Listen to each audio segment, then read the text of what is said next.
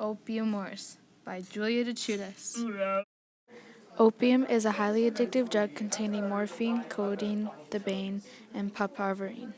First War. In the 1700s, Britain bought goods such as tea, spices, and silks from China. China wasn't in need of any goods that were offered from Britain and didn't buy anything from their side, which led to unbalanced trade. As Britain bought more and more, China began to have a limited supply of Western resources.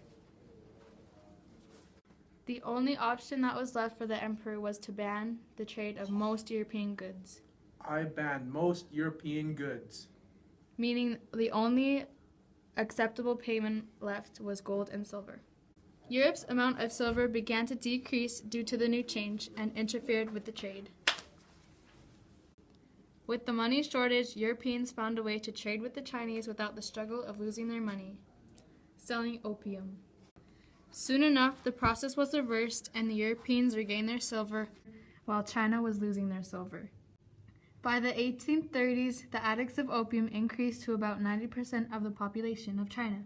This concerned the government of the Emperor King and himself, resulting in the emperor to ban the drug. I ban the use of opium.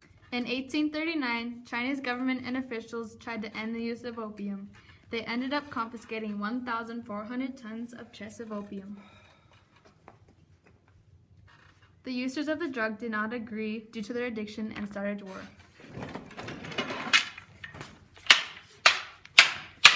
After 3 years of war, the war ended with the signing of a peace treaty known as the Nanjing Treaty. Ching, ching, chong, may peace be with you.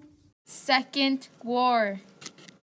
Once the peace treaty was signed, Britain demanded additional compromises from China, such as all open ports to foreign traders and to legalize the opium trade. But China ignored these demands for as long as possible. In 1856, Qing forces boarded a ship known as the Arrow. The ship was used for smuggling. Chinese officials arrested the crew that boarded the Arrow. Once they were arrested, Britain stated that the ship let out the British, meaning they were out of the Chinese border. This was known as the Arrow Incident, which later caused the Second War to begin.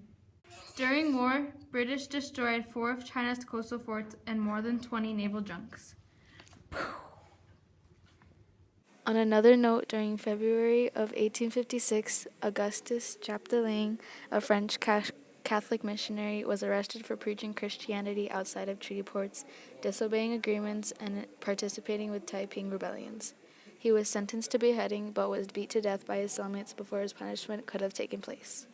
Later in the year, the war began on October 8, 1856, and the French used Augustus's death as an excuse for them to join forces with the British Army against China. During 1857 and 1858, the French forces captured Guangzhou and Guangdong and Taku forts. China surrendered. I surrender.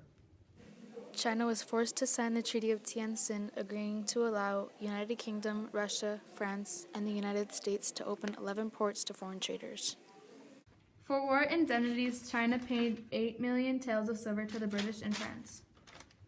Britain's army left the area of Tianjin in 1858 and returned to China 1 year later. China attacked. China refused to confirm treaties from 1858 and the war continued. An unexpected growth in the British and French's army arrived in China and invaded, destroyed Dagu batteries, and burned the Emperor's Wangming summer palace to the ground. Once again, China surrendered and signed the Beijing Convention, which was an agreement to give up power to the British. I surrender. Thank you for watching my presentation on Opium Wars. I hope you learned everything you need to know. 420, woo!